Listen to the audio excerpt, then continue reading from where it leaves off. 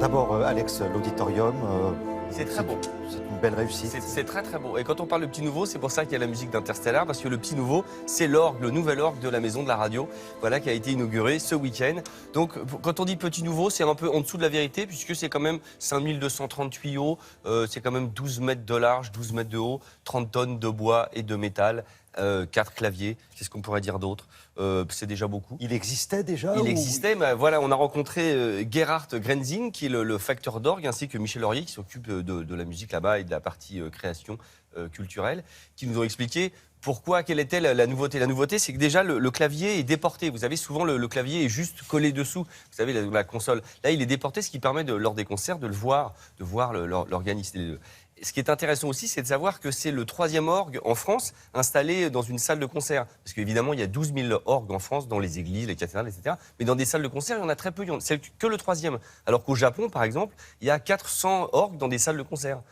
Par rapport à la France, c'est incroyable. Donc je vous propose d'aller voir l'extérieur et surtout, on est rentré à l'intérieur de l'orgue pour voir, vous allez dire, les tuyaux, mais c'est un truc de malade. C'est incroyable. 5230 tuyaux, regardez.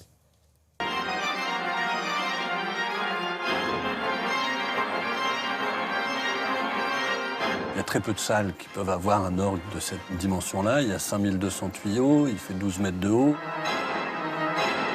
On a tous l'image de l'organiste qui est au pied de l'instrument, ce qui existe aussi ici, puisqu'au pied de l'instrument, on peut jouer également.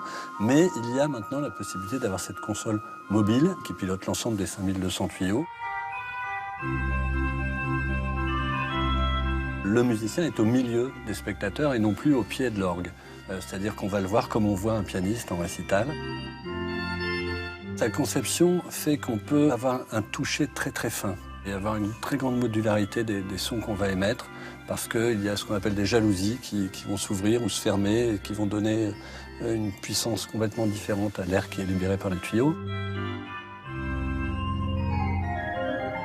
On a eu la chance de faire un orgue d'une conception tout à fait nouvelle. Il y a un capteur électronique très sensible qui retransmet exactement ce que l'organiste veut introduire dans le son de chaque tuyau, la sensibilité qu'il veut que l'orgue répond.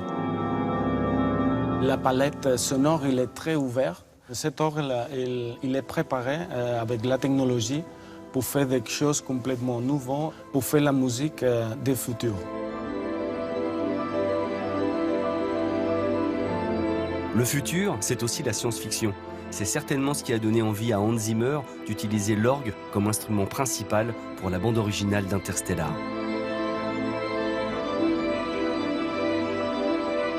Il y a une histoire, c'est vrai, entre l'orgue et le cinéma, à l'écran. Et puis il y a une histoire aussi de l'accompagnement musical par l'orgue, du cinéma.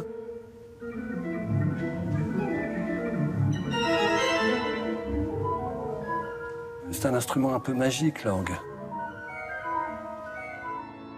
Il y a le sentiment, je crois, quand on est musicien, de pouvoir jouer de beaucoup d'instruments différents. Quand on le regarde, on voit trompette, tuba, cymbale, clairon, flûte, etc. Enfin, il y a des tas de registres différents. Et je crois qu'on a ce sentiment d'être une sorte d'homme orchestre. Ça ouvre un imaginaire, en tout cas, complètement différent.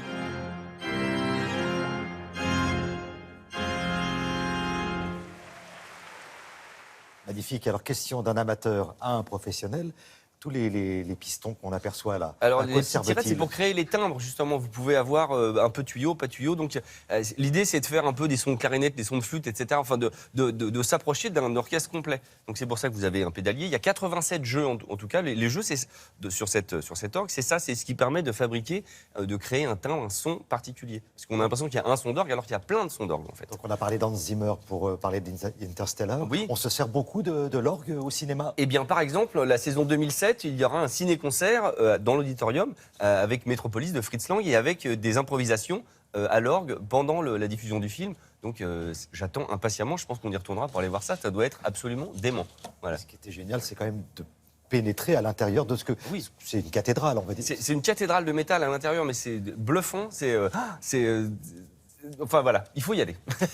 Voilà, l'auditorium de la Maison de la Radio a fait entièrement peau neuve avec 5230 tuyaux. Donc ça fait un superbe orgue. Voilà. C'est vrai. Merci J'aimerais beaucoup, pas Alex. bien qu'il nettoie. Hein. C'est ce que disait Myriam tout à l'heure avec son petit plumeau. Tu vois, je me dis, putain, il y a du boulot quand même.